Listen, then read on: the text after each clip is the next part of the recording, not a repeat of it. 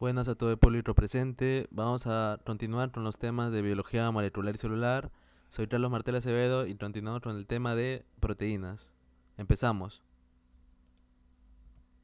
Bueno, ¿qué son las proteínas? Las proteínas son tienen un monómero que son los aminoácidos. Estos tienen un carbono central llamado carbono alfa, también un grupo amino, un grupo carboxilo y un átomo de hidrógeno, además de una cadena lateral o grupo R. Bueno, también tiene un extremo amino terminal que se le llama N-terminal y un extremo carboxilo terminal que se le llama el C-terminal, ¿no? Además, las proteínas son macromoléculas biológicas fundamentales para la vida.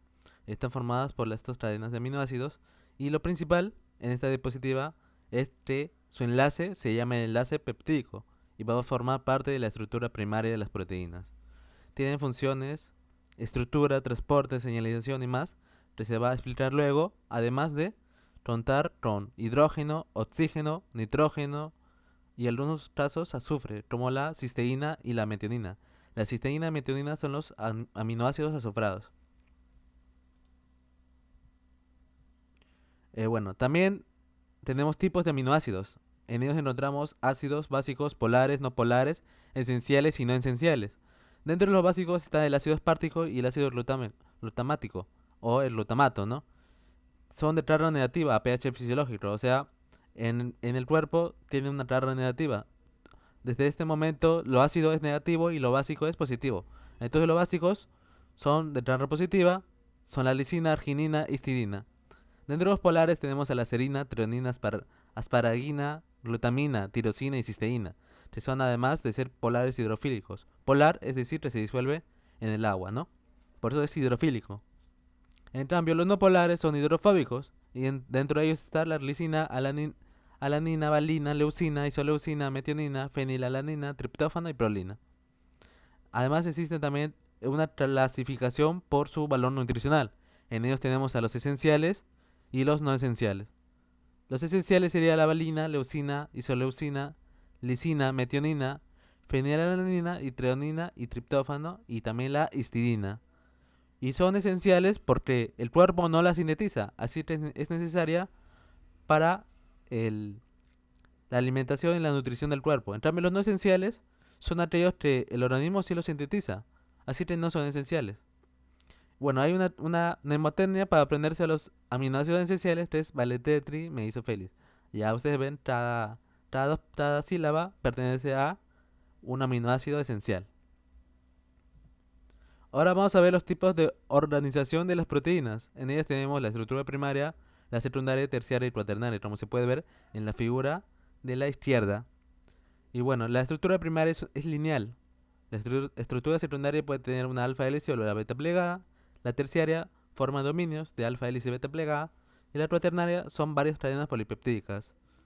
Bueno, también se puede observar en la imagen de la diapositiva el dímero CAP y la proteína neuraminasa. El dímero CAP son dos subunidades iguales, idénticas. Ya te va a generar una interacción fuerte y bueno, se va a comportar como una sola, pero en sí son dos. Y este dímero CAP es es un tipo de organización cuaternaria y se le llama dimérica.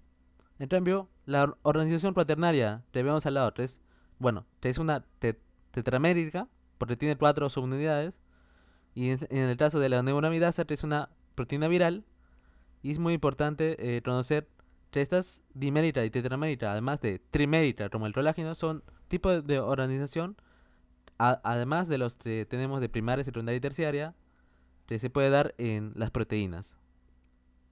Bueno, ahora vamos a hablar sobre la estructura primaria. La estructura primaria es la secuencia lineal de aminoácidos unidos por enlaces peptídicos.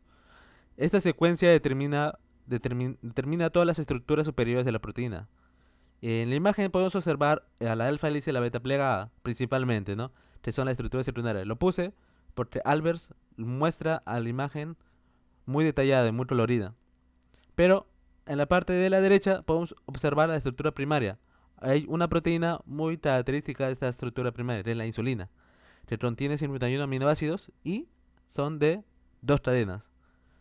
Primero, primero está como una sola cadena lineal, como por insulina, para luego convertirse en insulina. Son dos cadenas unidas por puentes disulfuro, ¿no? Pero también por otras interacciones covalentes o iónicas. Pero lo más importante es que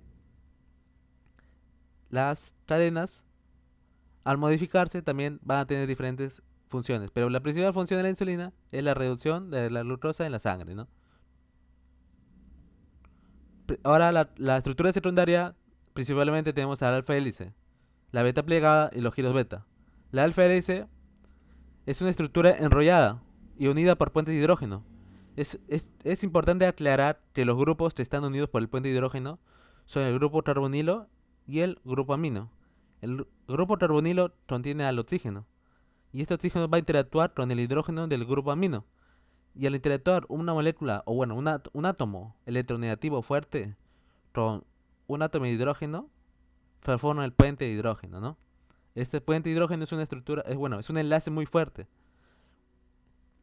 Además, estos alfa hélice ocurre cada 4 aminoácidos, o sea, cada 4 aminoácidos hay una vuelta. Es una hélice, además es una hélice destrógira, o sea, gira a la derecha. La beta plegada es una estructura extendida, donde las cadenas se alinean formando puentes de hidrógeno entre sí. Y bueno, puede ser paralela o antiparalela, como vemos en la imagen del centro. Y la paralela cuando las cadenas van en la misma dirección y la antiparalela cuando van en direcciones opuestas. Entonces, terminamos esta estructura secundaria con los giros beta. Los giros betas permiten cambios bruscos en la dirección de la cadena polipeptídicos, formando por cada 4 aminoácidos también. Tienen distancia aproximada de 0,7 nanómetros y son muy frecuentes en las proteínas globulares. Además, estos giros betas son muy comunes con los aminoácidos que son la glicina por su pequeño tamaño y además la prolina por su rigidez estructural. Aquí podemos observar en la parte izquierda a la estructura secundaria. Bueno, la terciaria. La estructura terciaria, a diferencia de la secundaria, va a tener una formación dimensional en 3D, o sea, tridimensional. Y bueno, principalmente por la diferencia en la polaridad de sus aminoácidos. Hay aminoácidos hidrofílicos y hidrofóbicos. Los hidrofílicos van al exterior y los hidrofóbicos van al interior. Luego se va a explicar más detalladamente este modelo de la gota de aceite. Y bueno, las uniones que se dan en la estructura secundaria de la terciaria sería por los puentes disulfuro. A diferencia de la secundaria, que es por el puente de hidrógeno, la terciaria utiliza los puentes o las uniones disulfuro, que se da entre los aminoácidos, como ya había mencionado, cisteína, metionina, ¿no? Pero el principal aminoácido que genera esta interacción sería las cisteínas. Y un importante dato es que también hay interacciones entre la propia cadena polipeptídica, no solamente por puente disulfuro, también por puente de hidrógeno, fuerzas hidrofóbicas y más, ¿no? Y a la derecha podemos observar a la estructura cuaternaria.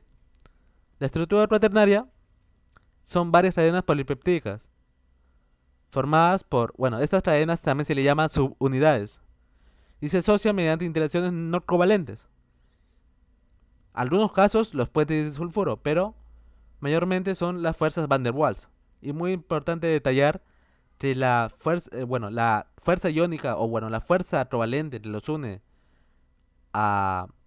de estructura primaria a cuaternaria va disminuyendo. La primaria sería el puente peptídico, ese es el más fuerte. Luego la secundaria, el puente de hidrógeno, que va disminuyendo en fuerza. La terciaria, el disulfuro, que va disminuyendo un poco más en fuerza. Y finalmente la Van der Waals, que son fuerzas débiles de interacción intermolecular.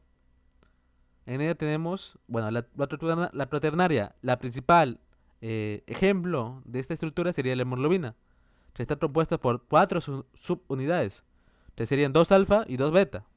Y sabemos que la hemoglobina, su función es el transporte de oxígeno en la sangre, ¿no? Porque la hemoglobina tiene el grupo hemo, un grupo funcional hemo. Bueno, aquí vamos a explicar cómo se pliega una proteína y cómo es que se da este modelo de gota de aceite. Principalmente, el plegamiento de la proteína le va a dar la forma tridimensional, funcional.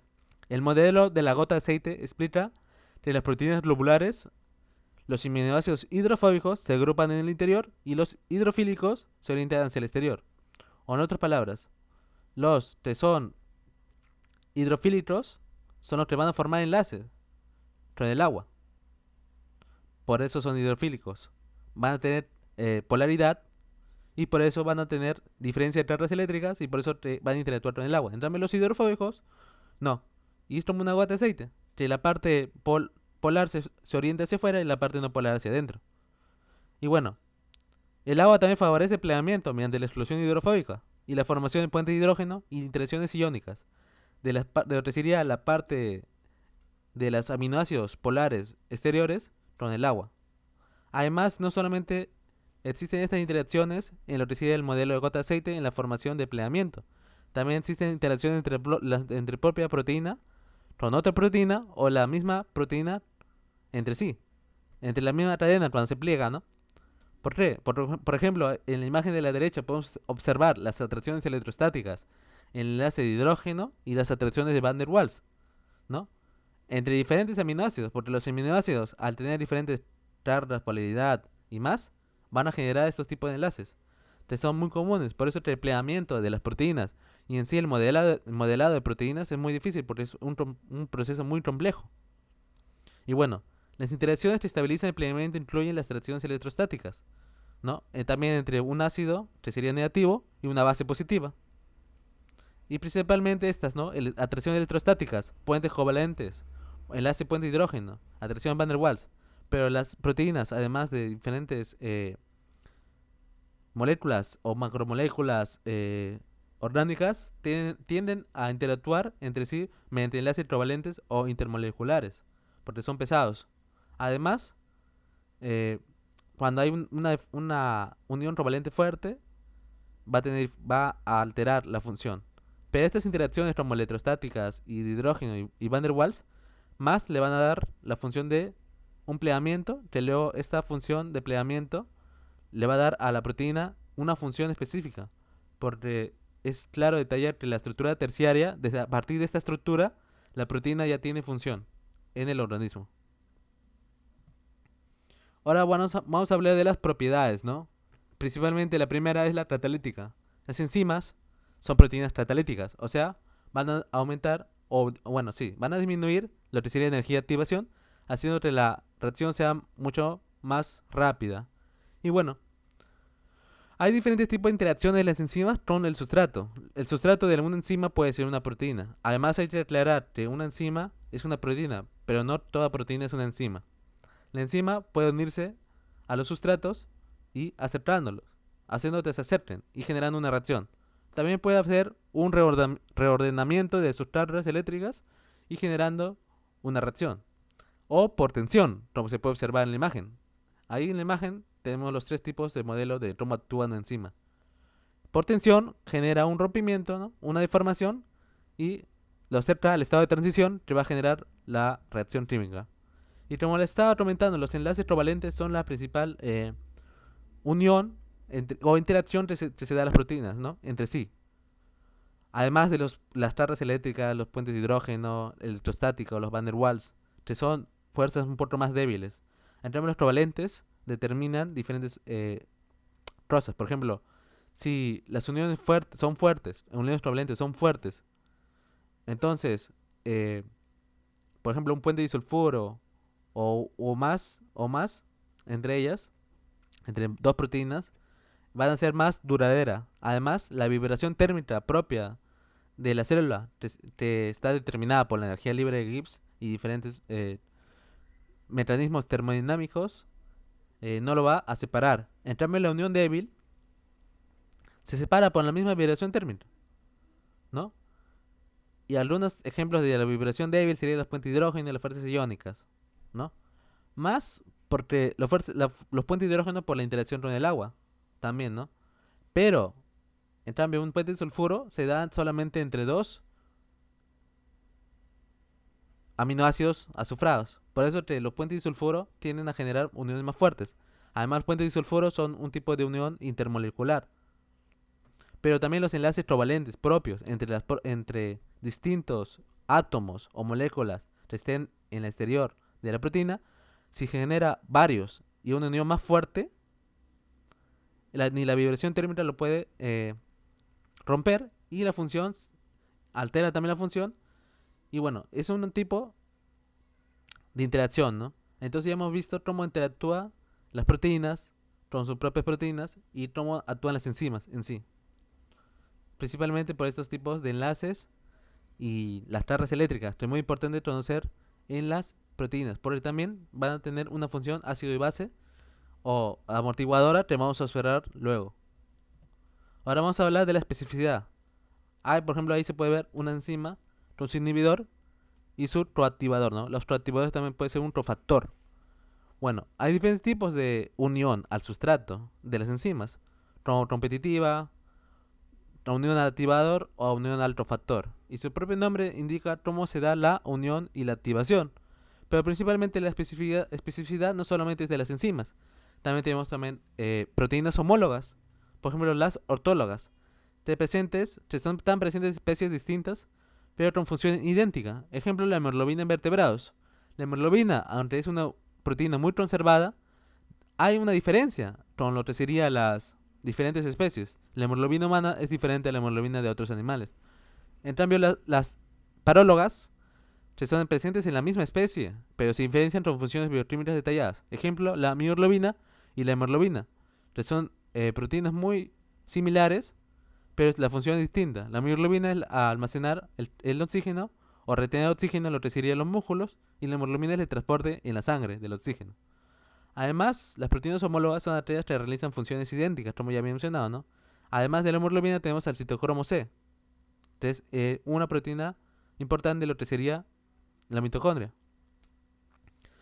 Pasando a la función de solubilidad, tenemos que por su lado peso molecular producen coloides. ¿Qué es un coloide? Un coloide es la eh, unión de distintas moléculas que van a formar una red molecular y en el cual va a dejar estas trabéculas o redes por el cual va a fluir el agua. En otras palabras, un coloide es como una gelatina. Y la solubilidad se debe a que los grupos R o laterales, al ionizarse, establecen puentes de hidrógenos con el agua, o sea, interacciones moleculares. Si es más soluble, significa que es más hidrofílica. Si es menos soluble, es hidrofóbica. En el caso, tenemos a las proteínas también por si son filamentosas o globulares. La solubilidad está relacionada con esta característica. Filamentosa, o sea que va a formar filamentos. Las globulares van a ser esféricas o semisféricas. Ejemplo de filamentosas tenemos a los colágenos, las queratinas, las elastinas. Y las globulares tenemos a las protaminas, las histonas, las prolaminas, luteninas, albúminas y las globulinas. Y hay una característica importante en estas clasificaciones filamentosas y globulares en su tamaño, específicamente en su relación entre el ancho y el largo, ¿no? Porque está en una relación 1 a 10. Por ejemplo, las filamentosas es menor a 1 a 10 y las globulares son menores a 1 a 10 y las filamentosas son mayor o igual a 1 a 10. ¿Qué quiere decir esto? Que el largo de las filamentosas es 10 veces mayor a su ancho.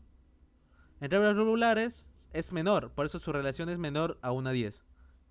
Bueno, pero principalmente las características de estas proteínas es que las globulares son solubles en sistemas acuosos y difunden fácilmente. Son proteínas con función móvil, muy importante. Además, las fibrilares son insolubles en sistemas acuosos y son proteínas con función estructural. Vamos a hablar ahora de la capacidad amortiguadora. Se debe a que los grupos laterales o R tienden a resistir a los cambios bruscos de pH al captar o liberar protones.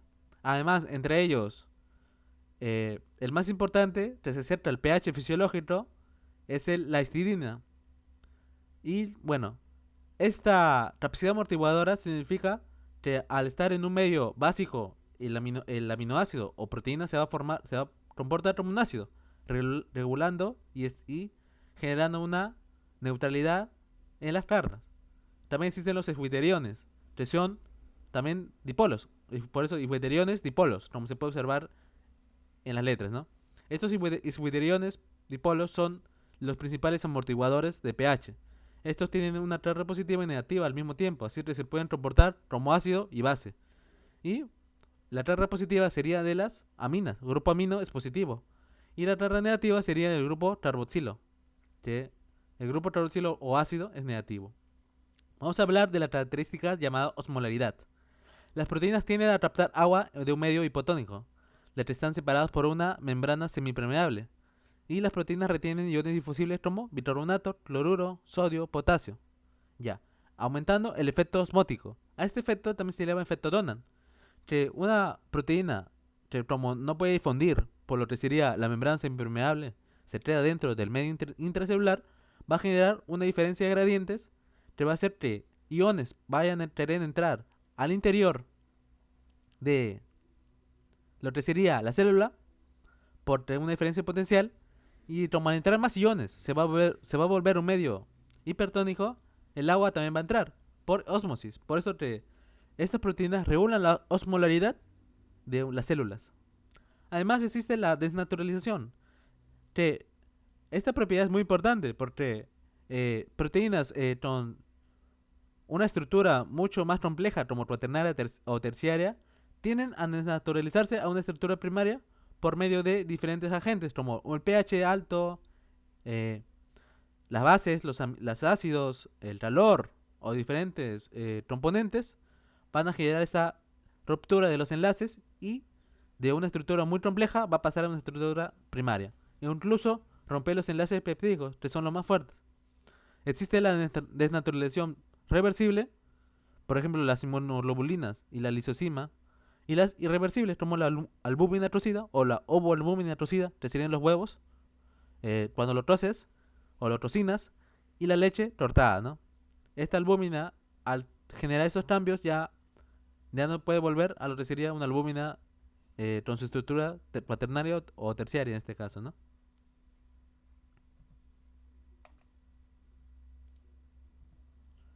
Bueno, también existen los dominios, principalmente el dominio de triple hélice, que había mencionado, que sería trimérico, de estructura cuaternaria trimérica, que está formado por 3 cadenas alfas enrolladas y es muy rígido. Este se da en lo que sería la glicina o la prolina y da resistencia mecánica. A esta organización de este dominio de triple hélice, el principal es el colágeno.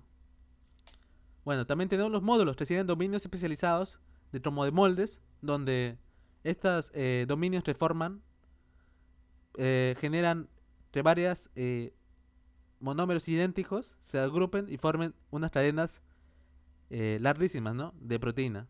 Ejemplo, la fibronectina y la proteína receptores. Fibronectina en la matriz celular y las proteínas receptores en la membrana, ¿no? Y ahora hay que explicarte primeramente qué es el dominio. El dominio es una organización diferente a la estructura primaria, secundaria y terciaria, ¿no? En el cual va a tener especificidad en interacciones. O, en otras palabras, va a tener otra función. Va a tener una función independiente. O va a tener una función. A diferencia de la organización compleja de primaria, secundaria y terciaria. Y, por ejemplo, también podemos adelantarnos al tema hablando del dominio CH2 que reconoce tirosinas. Y es muy importante lo que sería la señalización celular, que lo vamos a ver en los próximos videos. Para terminar, ahora vamos a hablar de la clasificación y las funciones. Principalmente las funciones tenemos de regulación y vamos a hablar ahora sí de las quinasas. Las quinasas son proteínas que funcionan como microchips. Por medio de fosforilaciones pueden activar o desactivar otras proteínas. La estructura, los sitios esqueletos como filamento intermedio, el movimiento, la adenina, la tinesina, la catálisis, que son las enzimas, el transporte, las proteínas renales y la señalización, las proteínas G, y como hemos visto, las proteínas con dominio CH2, que reconoce tirosinas, ¿no? O diferentes proteínas de membrana, como las tirosinquinasa. También existe la clasificación, como ya habíamos visto, según puede ser simple o compleja. Tenemos a las globulinas, las albúminas, histonas, escleroproteínas, albúminas en el huevo, ¿no? La ovoalbúmina, lactoalbúmina. Las globulinas tenemos la ovoglobulina, la lactoglobulina. Importante saber que las globulinas son insolubles, en cambio las albúminas son solubles, porque las albúminas pasan por la sangre. Las histonas son solubles además también, y las histonas están unidos al ADN. Y bueno, también existen proteínas, como se puede observar, nucleoproteínas, lipoproteínas, glucoproteínas, que son proteínas complejas que están unidas a otro grupo prostético, ¿no? El cual le va a dar una diferencia y una función específica. Aquí podemos observar el medio de reciclaje por medio de GROES y el GROEL, y lo que sería la ubitritinación por medio de proteosoma. También algunos tipos de enzimas que pueden observar en la parte derecha, que lo pueden leer, que van a ser muy importantes para los próximos videos, así que pueden tomar captura y luego saber su función, porque en los siguientes videos vamos a explicar más complejo lo que sería la mecánica o todo lo complejo de la célula, así que las proteínas es necesario que se lo aprendan o lo sepan la función. Por ejemplo, tenemos proteínas de reserva, proteínas reguladoras, por ejemplo la calmodulina. Se le olvida mucho, pero es muy importante también la memoria. Es un dato. Las hormonas, por ejemplo, ¿no? Hormonas como la insulina. También enzimas como la exocinasa, importante porque fosforila la glucosa, y es importante en lo que sería las reacciones como la glucólisis, ¿no? Y demás. Que se va a alargar mucho el video, así que vamos a explicarlo luego. Y finalmente también otros tipos de proteínas como estructurales, como el colágeno, importante, elastina, que va a ser explicado en su tema de matriz extracelular. Y bueno, proteínas de interacción, que sería la dineína, la miosina 1, por ejemplo, ¿no? La miosina 5, que son las proteínas que caminan, la dineína, la kinesina, y la función anterógrada y retrógrada, ¿no? Y finalmente, darle un mensaje de las proteínas es un mundo muy complejo, pero es muy importante que estudien todas estas funciones específicas y cómo este funciona el GROEL y el proteosoma. Muy importante saber, porque utiliza la molécula energética llamada ATP. Como se puede observar en la imagen anterior, la ubitritinación se da por medio de proteínas específicas o moléculas específicas como las ubitritina tip enzym, ¿no? Que van a ubitritinizar una proteína y va a llenarla de estas ubitritinas, que son van a formar como una cola de anillos, o bueno, una cola de perlas que serían las ubitritinas. Y esta va a ser la señal para que el proteosoma lo degrade en su interior. Deforme primero a la proteína, y porque dentro de su complejo interior o anillo interior va a tener diferentes moléculas que van a degradar, ¿no? Y van a ser importantes por medio de el ATP, se va a degradar, y estos aminoácidos o bueno, péptidos que van a surgir van a reciclarse, ¿no? Y en cambio el GROES y el GROEL, que el GROES sería su tapa y el GROEL sería la parte de abajo, ¿no? Por medio también del ATP van a plegar bien a la proteína que esté mal plegada, porque la proteína mal plegada va a mostrar puntos hidrofóbicos que, que van a ser la señal de un mal plegamiento, y esta GROEL no lo va a degradar, no se va a degradar, sino se va a plegar bien y va a tener una función correcta.